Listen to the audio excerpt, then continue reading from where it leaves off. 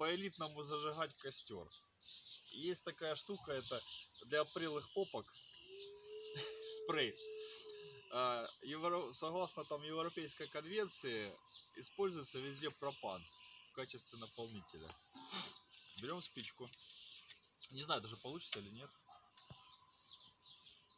Главное, что спичка не потухла. Вторая. Ветер под носом. Не, надо. Так. Надо, чтобы разгорелось. Угу, разгорелось. Так, будь осторожен.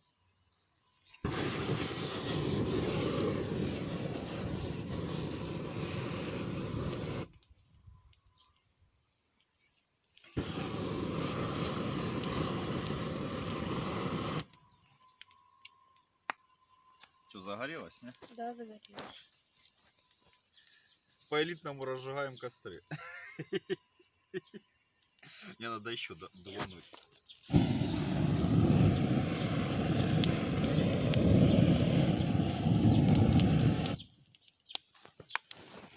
Лайфхак называется «Как разжечь костер без бумаги».